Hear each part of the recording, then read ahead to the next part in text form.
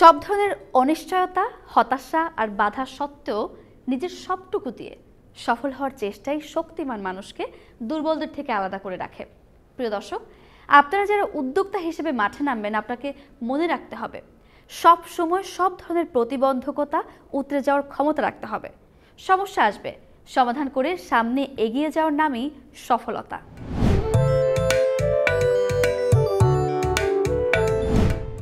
প্রিয় দর্শক, সবাইকে আমন্ত্রণ জানাচ্ছি উদ্যোক্তাদের নিয়ে এনিগমা টিভির বিশেষ আয়োজন স্বপ্ন বুননের গল্পে।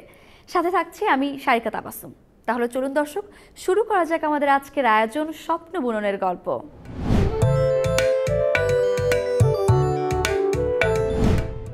প্রিয় দর্শক, জামদানি শাড়ি বাঙালির ঐতিহ্যের নাম। জামদানি শাড়ি প্রত্যেকটা নারীর অনুভূতির জায়গা। অনেক নারীর স্বপ্ন জুড়েই শুধু জামদানি শাড়ি। শাড়ি নারীর ভালোবাসার জায়গা হলেও জামদানি অন্যরকম। জামদানি পরে ঘুরে বেড়াতে ভালোবাসে না এমন নারী পাওয়াই অসম্ভব। জামদানি শাড়ির ইতিহাস বলতে গেলে আমরা সকলেই কম বেশি জানি, প্রাচীন ঢাকা মসলিন কাপড়ের জন্য বিশ্বজুড়ে নাম ছিল। মসলিন শাড়ির জনপ্রিয়তা উপমহাদেশের গণ্ডি পেরিয়ে বাইরে অবধি গিয়েছিল। নান্দনিক ডিজাইন এবং দামে বেশি হওয়ার কারণে আমাদের জামদানির সঙ্গে আভিজাত্য এবং রুচিশীলতা এ দুটি শব্দ জড়িয়ে আছে।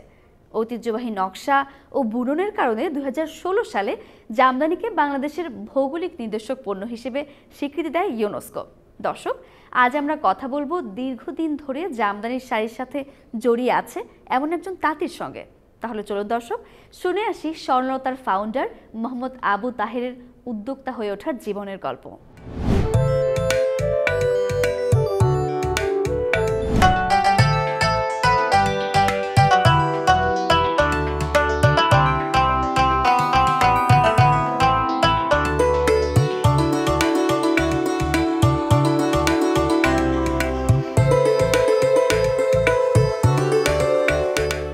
আমি মোহাম্মদ আবু তাহের, বাংলাদেশ লোককলা শিল্প ফাউন্ডেশনের 1 নং দোকান জামদানি দোকানে আছি। এই প্রতিষ্ঠানটা আমার ব্যক্তিগত প্রতিষ্ঠান। সরকারি প্রতিষ্ঠানের মধ্যে আমাদেরকে এটা বরাদ্দ পাওয়া। তবে আমি 1972 সন থেকে জামদানির সাথে জড়িত। যে সুতাগুলো দিয়ে জামদানি তৈরি হতো, এখন সুতার কিছু ব্যতিক্রমের কারণে দামের প্রাইস অনেক ব্যবধান হয়ে গেছে। আগে আমরা যে শাড়িগুলো 4-5 হাজার টাকা বিক্রি করতাম, ওই শাড়িগুলো এখন 10-এর উপরে হয়ে গেছে। যেটা নাকি 10,000 টাকা বিক্রি হবে, এটা হয়ে গেছে 20,000-এর মতো। এরকম একটা পরিস্থিতির সৃষ্টি হয়ে গেছে। তো এটা কারিগরের জিনিসপত্রের দাম বেশি হওয়ার কারণেই আমাদের এই মজুরিটা বাড়তি হয়ে গেছে। আর এখন আমাদের শাড়ির রেটও বেড়ে গেছে। আমাদের বাংলাদেশে যে সুতাটা হয়, রেশম সুতা যেটা হয়, এটা দিয়ে গুটি পোকা দিয়ে যে সুতাটা তৈরি হয়, এটা রাজশাহীতে হয়। রাজশাহী সিল্কের জন্য প্রযোজ্য। আমাদের জামদানির জন্য আসে বাইরে থেকে কাঁচামালটা, বিদেশ থেকে আসে। ওই সুতাগুলো ওই ইম্পোর্টার যারা, ওরা পাইকারি সেল দিয়েছে দোকানে, ওখান থেকে আবার আমরা আমাদের প্রয়োজন মতো আমরা নিয়ে আসি। নর্মালি একটা শাড়ি 6 দিনের নিচে হয় না, হালকা ডিজাইন যেগুলো। তো 6 দিন থেকে শুরু করে 1-1.5 মাস 2 মাসও সময় লেগে যায় একটা শাড়ি তৈরি করতে। ওগুলো প্রাইস হয় অনেক বেশি। জুনিয়র যে কারিগররা, ওটা 4,000 টাকা বিক্রি করে। আবার আরেকটা কারিগরের 6 দিনে একটা শাড়ি বানাইতেছে, ওটা 12,000 টাকার নিচে বিক্রি করলে তার পোষে না। জামদানির আগে সুফল ছিল। জামদানি পেশাটা খুব ভালো একটা পেশা। আমি যেহেতু অন্য কোনো পেশায় যাওয়ার জন্য আমার মন চায় না, আমার মন চায় আমি একজন শিল্পী মানুষ, আমার এটার সাথে জড়িত আমি হয়ে গেছি। এখন আর এর থেকে অন্যদিকে আর যাওয়ার কোনো আমার চিন্তাভাবনা মাথায় থাকে না। তাঁতির সংখ্যা আগের থেকে অনেক কমে গেছে। বাড়ি জামদানির বাজারটা একটু ডাউন হয়ে গেছে, যার ফলে এখন তাঁতিরাও আস্তে আস্তে অন্য পেশায় চলে যাচ্ছে। আর নতুন করে যে আমাদের এই পেশা কারিগর নিয়ে আসবো, শিখাবো, যে লোকগুলো এখন আর কাজ শিখতে চায় না। এখন ওই যারা পুরাতন লোকগুলো আগে যারা কাজ করতো, তারাই এই পেশার সাথে যুক্ত আছে। কারণ তাদের পেশা এটাই, এরা অন্যদিকে আর যেতে চায় না। এখনকার প্রজন্মের যে ছেলে মেয়েদেরকে নিয়ে আমরা নতুন করে বানাবো, ওই সুযোগটা পাচ্ছি না। আসলে আমরা তো মূলত এই যে সুতাগুলা আগে রেশনে, আমরা দেশ স্বাধীনের পরে, আমি 1972 সন থেকে আমরা তাঁতিরা রেশমের সুতা পাওয়া যেত, এটা সরকারিভাবে সুতা দিত। কিন্তু এখন তো সরকার বলে, কিন্তু আমরা তো কিছু পাই না। এই যে তাঁতিরা কিন্তু এই যে এত বলার পরেও সরকার দিচ্ছে ঠিকই, কিন্তু আমাদের যে ঊর্ধ্বতন কর্মকর্তারা আছে, কর্মকর্তারা খেয়ে ফেলে। ওই ব্যাংক লোনটা বলে সহজ শর্তে ঋণ দিবে। সহজ শর্তে ঋণ দিতে গেলে আমাদের ওই যে এই জুতার তলিক হয়ে যায়, আমরা ঋণ পাই না। বলে ঠিকই, আমরা পাই না। আসলে কি, এই জামদানি শিল্পগুলো মূর্খ, এদের শিক্ষার কোনো আলো নেই। আজকে যদি এই শিক্ষার আলো থাকতো তাহলে মনে কর এই শিল্পের উপরে আর কোনো শিল্পী থাকার কথা না বাংলাদেশে। দেখেন, রং দিয়ে এই পাশে একটা আঁকা দেয়, এই পাশে একটা আঁকা দেয়, এর একজন ভালো একজন মানের শিল্পী হয়ে যায়। অথচ আমরা যে ডিজাইনগুলো যে করতেছি ব্রেন খাটাইয়া, আমাদের কোনো মূল্যায়ন নেই। জামদানি তাঁতিদের কোথাও কোনো জায়গায় মূল্যায়ন আজও পর্যন্ত হয়নি, হবে বলে আমি মনেও করি না। কারণ আমাদের ওই পর্যন্ত যে আমরা পৌঁছতে পারি না। আমাদের কথাগুলো শোনে সবাই, কিন্তু বাস্তবে কাজ হয় না। আমার পরিকল্পনা তো আল্লাহ আমাকে যতদিন বাঁচায় রাখে ততদিন আমার প্রতিষ্ঠান চলবে, চালাবো। কিন্তু পরবর্তী প্রজন্মে আমার ছেলে আছে, 2জন ছেলে আছে, আবার এটার হাল ওরাই ধরবে। আশা করি আমার অ্যাবসেন্সে ওরা এটার হাল ধরবে। আমার 16টা তাঁত চলে, এই 16টা তাঁত চালাইতে গিয়ে যেই পরিমাণ লোক খাটে 50-55 জন লোকের মতো কাজ করে, এটার সাথে জড়িত আছে। আমি চেষ্টা করি ওদেরকে, আমি একটু কষ্ট আমি নিজে পাইতে রাজি, কিন্তু ওদেরকে আমি কষ্ট দিতে রাজি না। কারণ এটা দিয়েই তো আমার ভবিষ্যৎ উজ্জ্বল করার জন্য ওদেরকে চেষ্টা করি আমি। আমার মতো ওরাও কিছু শিখুক, শিখতে শিখতে একদিন বড় হতে পারবে, না শিখলে কিছু করতে পারবে না। আমাদের জামদানির কারিগরের কোনো ডিজাইনার নেই। আমরা কোথাও যদি কিছু একটা কাগজে হোক, যেখানে হোক, একবার যদি একটু ফলো একটু দেখি, ওটা দেখার পরে আমাদের মধ্যে চলে আসে। আমরা ওটা কাজ আস্তে আস্তে শুরু করে দিই। আমার দেখা দেখি আরও 10 জনে কাজ করে, এই 10 জন থেকে 20 জনে চলে যায়, 20 জন থেকে 50 জন চলে যায়, এভাবেই ডিজাইন করে ছড়াইতে আসছে। এটা কোয়ালিটিটা নিশ্চিত হয় সুতার উপর লো কোয়ালিটির আছে, হাই কোয়ালিটির আছে, কোয়ালিটির বাস কম আছে। এটার কাউন্ট এখন চলে আসছে কাউন্টের মধ্যে। কিছু কিছু শাড়ি আছে কাউন্টের 80, 84, 120, ওই কাউন্টের সুতার দিয়ে যে শাড়িগুলো তৈরি হয়, ওই শাড়িগুলোর প্রাইস অনেক বেশি হয়ে যায়। কাজ করতে যেয়ে এটা তো সম্পূর্ণ হাতে কাজ করা হয়, এটা কোনো রিজেক্ট হয় না। আগে আমরা পাইকারি মাল দিতাম ঢাকাতে, ওখানে এখন আর পাইকারি দিতে গেলে জুতার তলি ক্ষয় হয়ে যায়, টাকা পাওয়া যায় না। এখন আমার দোকানেই মাল থাকলে আমি বেশি খুশি হই। এই জন্য খুশি কারণ ক্রেতাও দেখে শান্তি পায়, আমি নিজেও দেখে শান্তি পাই, কারো কাছে আমার ওই দৌড়াইতে হয় না। জামদানি যেটা আমি ওই যে একটা কথা আছে, সেটা হলো একটা জামদানি শাড়ি 4000 টাকার নিচে নেই। আর যেটা নাকি বলে যে ওই 1000-1200 টাকা, 2500 টাকা, 3000 টাকা বাজে, এগুলো আমি বলি এটাকে আমদানি, এটা মেশিনে তৈরি হয়, এটা হলো মেশিনের তৈরি জামদানি, নামে চলে জামদানি, আমি বলি এটা আমদানি। তাঁতিদের মধ্যে 4-5 লক্ষ টাকা দামের শাড়িও তৈরি হচ্ছে। আপনি মসলিন যে প্রজেক্টটা এখানে হওয়ার কথা ছিল সোনারগাঁয়ে, এই প্রজেক্টটা চলে গেছে রূপগঞ্জ, কিন্তু ওইখানে যে সংস্থায় করছে এটা বিসিকে করছে, এটা তাঁতবোর্ড। তো তাঁতবোর্ড যেটা করছে ওখানে কস্টিং প্রাইস কিন্তু অনেক দেখাইছে, প্রায় 8 লক্ষ টাকার মতো একটা শাড়ির কস্টলি দেখাইছে। তো এটা মসলিন বিলুপ্ত হওয়ার পরেই কিন্তু আমাদের জামদানিটা আসে। কিন্তু মসলিনের কারিগর হাত কেটে দিচ্ছে অনেকে বলে, তা হাত কেটে দিছে, চোখি কেটে দিছে? অন্ধ লোকে যদি পড়তে পারে, না দেখে যদি পড়তে পারে, তা আমি দেখে আমি কারিগর বানাইতে পারবো না? এই কথাটা কারো মুখে আসে না, শুধু বলে কারিগরে হাত কেটে দিচ্ছে, তাতে কী হচ্ছে? আমার তো এই চোখ তো আর কাটে নেই, আমি আরেকজনকে শিখালাম।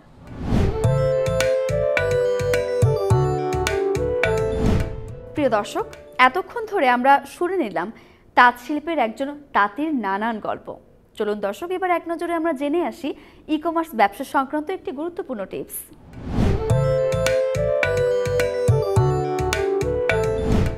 কমার্স আসলে দুই রকম, একটা বলতে পারি আমরা মার্কেট প্লেস ওয়েবসাইট বেসড, আর একটা এফ কমার্সের মার্কেট অনেক বড়, যেটা ফেসবুক পেজ আছে।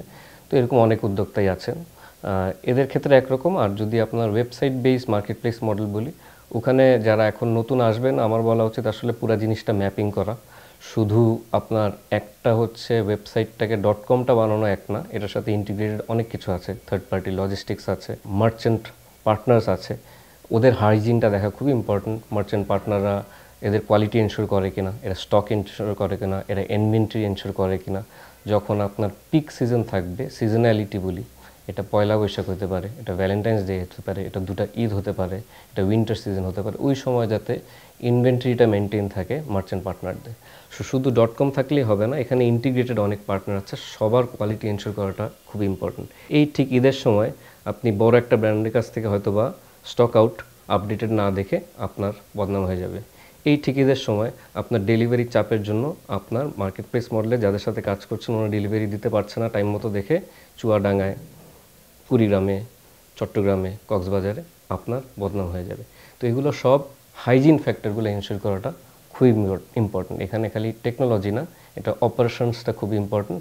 রিটার্ন রেট আপনি যত কম রাখতে পারবেন তত বেশি আপনার ই কমার্সটা স্ট্যাবলিশড হবে। আমাদের দেশে রিটার্ন রেটটা অনেক হাই, তো এই জায়গাটা আপনার খুব গুরুত্ব দিয়ে দেখতে হবে। আরেকটা হচ্ছে আমার মনে হয় UI UX, user interface, user experience, এটা খুব ইম্পর্টেন্ট। এটাতে আসলে খুব বেশি নজর দিতে হবে। এটা আপনার, আমি যদি বলি আমরা খুব ডিজিটাল মার্কেটিংয়ে বা মার্কেটিং অনেক স্পেন্ড করি, কিন্তু আপনি যদি ঘরটা না গুছান এবং মানুষকে দাওয়াত দেন বাসায় খিচুড়ি খেতে, কিন্তু আপনার ঘর গুছানো নাই, আপনার রান্না হয়নি, কিন্তু আপনি দাওয়াত দিচ্ছেন, তাহলে ওই টাকাটা নষ্ট হবে। আমাদের ক্ষেত্রে এটা অনেক হয়ে থাকে ই কমার্সের ক্ষেত্রে, যে আমরা অ্যাডভার্টাইজিংটা করে ফেলি কিন্তু ঘরটা গোছানো নেই। So UI UX, personalisation, search bar সুন্দর রাখা, সার্চ বারটা অ্যাক্টিভ রাখা, যেখানে আমি পার্সোনালি, আপনি এস লিখলে শার্ট পাবেন, আমি এস লিখলে শু পাবো, কারণ আমাদের লগ ইনে বলছে এক একজনের এক এক রকম অ্যাফিনিটি আছে বা চয়েস আছে। আপনি বি লিখলে ব্লু পাবেন, আমি বি লিখলে ব্ল্যাক পেতে পারি। এরকম পার্সোনালাইজেশন নিয়েও সুন্দর কাজ করা যেতে পারে, যেটা আসলে আপনার কনভার্সনে ইফেক্ট করে। তো এগুলা যারা টপ নচ ই কমার্স আছে এটা মেনটেন করে, বাকিদের ক্ষেত্রে আসলে এই জিনিসগুলো যদি ওরা একটু নলেজেবল হয় তাহলে এগুলা রেকটিফাই করা যায় সুন্দরভাবে, প্ল্যাটফর্মটা দাঁড়া করানো যায়। আর এফ কমার্সের ক্ষেত্রে যেটা বলবো যে এফ কমার্সটা আসলে অনেকেই লং টার্ম সাস্টেইন করতে পারে না because of very lean operation, বাসায় বসে করছে। এই ক্ষেত্রে শুধু এফ কমার্স ফোকাস না করে ওনার কাগজপত্র ঠিক রেখে আপনার একটা কোম্পানি ফর্ম করে, একটা রেজিস্ট্রেশন করে, একটা প্রাইভেট হতে পারে বা পার্সোনাল ওনারশিপ হতে পারে, ওনারা যাতে একটু ডাইভার্সিফাই করে প্রোডাক্টটাকে ই কমার্সে প্লেসমেন্ট করে, তখন ওনার খরচটা কমে আসবে। ওনার যদি পেজেও বিক্রি কমে যায়, ওনার প্রোডাক্টটা উনি অ্যামপ্লিফাই করতে পারেন বিভিন্ন মার্কেট প্লেস, অনলাইন মার্কেট প্লেসের থ্রুতে।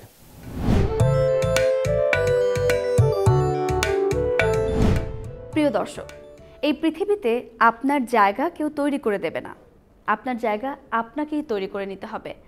যারা নতুন কিছু খোঁজে না, একদিন তাদেরও কেউ খুঁজবে না। দর্শক, আপনি আপনার মেধা, শ্রম ও যোগ্যতা দিয়ে এমন পরিবেশ সৃষ্টি করুন যাতে আপনাকে সবাই খোঁজে।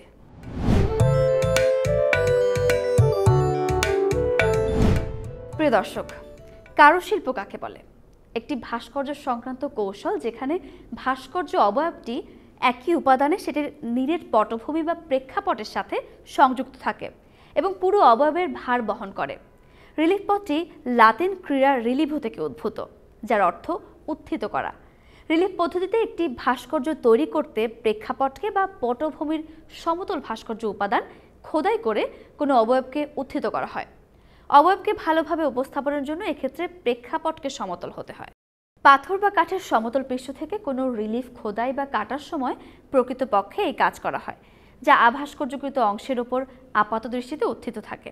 এই কৌশলে পটভূমি থেকে উল্লেখযোগ্যভাবে বাটালি দ্বারা কাটার কাজ করা হয়, যা সময় গ্রাসকারী অনুশীলন বা চর্চা। অন্যদিকে রিলিফ কোনো বিষয়ের পেছনে গঠিত হয়ে তার সংরক্ষণ করতে সক্ষম এবং এটি কম ভঙ্গুর ও বৃত্তাকার একটি ভাস্কর্যের চেয়ে আরও নিরাপদে সংশোধন করা হয়। আজ আমরা কথা বলবো একজন কারুশিল্পীর সাথে, যিনি ওনার শিল্পকর্ম দিয়ে দেশ বিদেশে সুনাম কুড়িয়েছেন। তাহলে চলুন দর্শক শুনে আসি কারুশিল্পী মোহাম্মদ রফিকুল ইসলামের সফলতা ও নানান প্রতিকূলতার গল্প।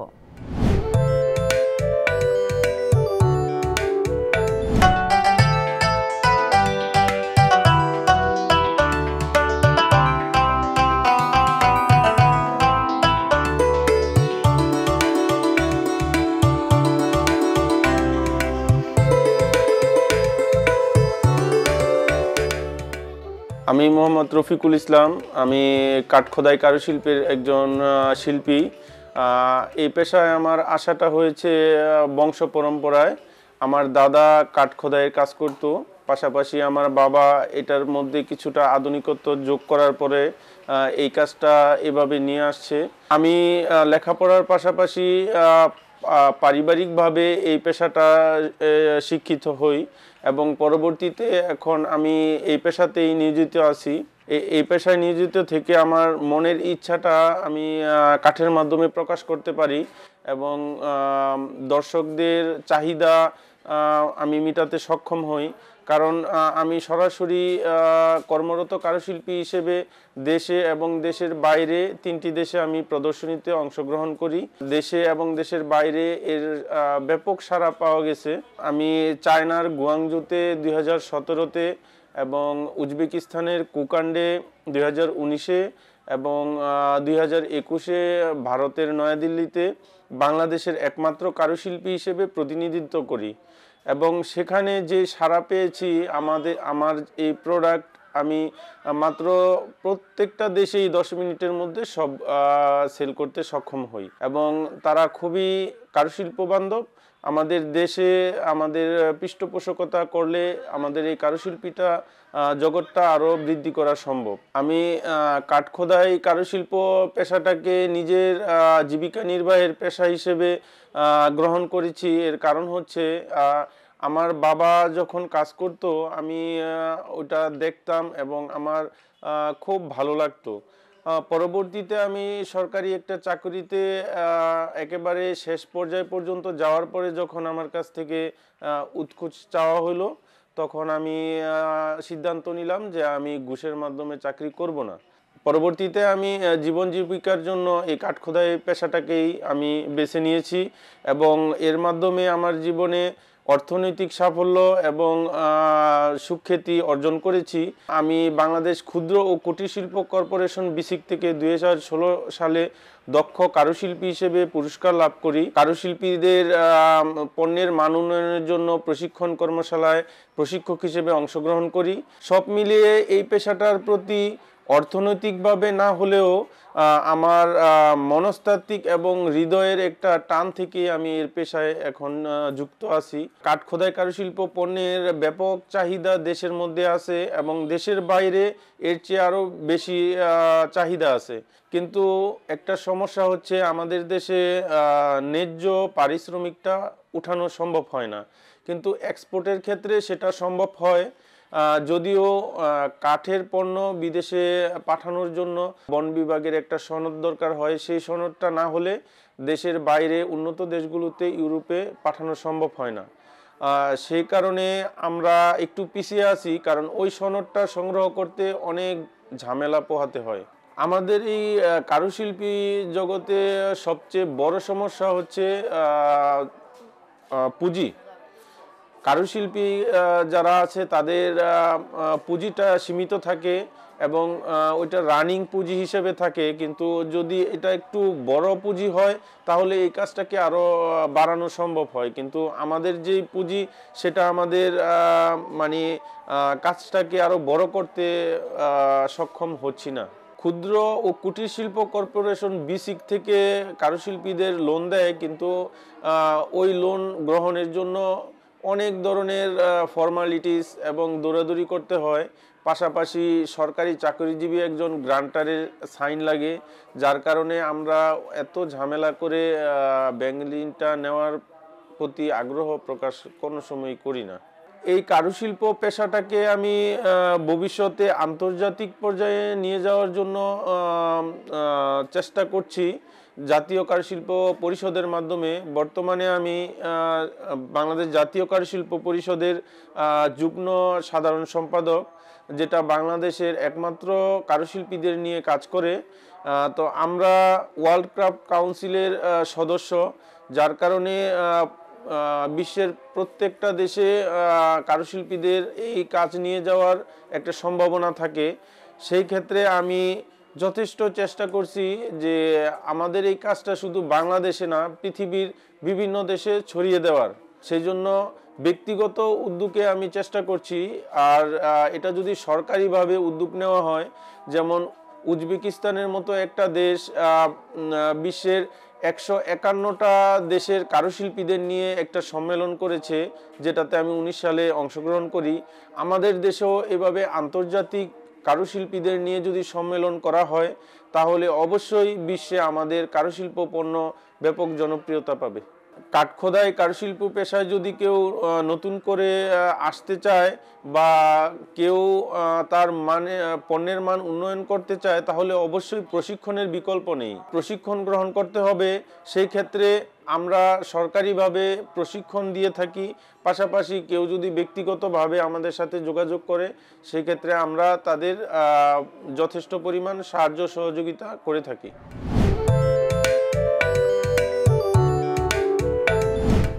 প্রিয় দর্শক, মোহাম্মদ রফিকুল ইসলামের গল্প থেকেই আমরা অনুপ্রাণিত হতে পারি কিভাবে ব্যবসায়ী হয়ে ওঠা যায়। প্রতিটি মানুষই নিজস্ব কিছু দক্ষতা নিয়ে জন্মগ্রহণ করে। হয়তো আপনি একজন সৃষ্টিশীল মানুষ, কিংবা আপনার মধ্যে এমন কিছু ধারণা আছে যা অন্যরা ভাবতেই পারে না। এমনও হতে পারে যে আপনার সৃজনশীলতা বা চিন্তার গভীরতা আপনাকে অন্যদের থেকে আলাদা করে রাখে। সবচেয়ে গুরুত্বপূর্ণ হচ্ছে সেই বিশেষ গুণগুলোকে খুঁজে বের করে এগিয়ে চলা। তবে মনে রাখবেন, ব্যবসার দুনিয়ায় আত্মবিশ্বাসের কোনো বিকল্প নেই। নিজের প্রতিটি ক্ষমতা ও দক্ষতা ব্যবসায় প্রয়োগ করুন। প্রতিনিয়ত উন্নতির জন্য নতুন নতুন কলা কৌশল অবলম্বন করুন। শুধুমাত্র দৃঢ় বিশ্বাস এবং অক্লান্ত পরিশ্রমের মাধ্যমে আপনি ঠিক সেই সাফল্য অর্জন করবেন যেটি আপনার কপালে লেখা আছে। আজ বিদায় নিচ্ছি। সবাই ভালো থাকুন, সুস্থ থাকুন এবং এনিগমা টিভির সাথেই থাকুন।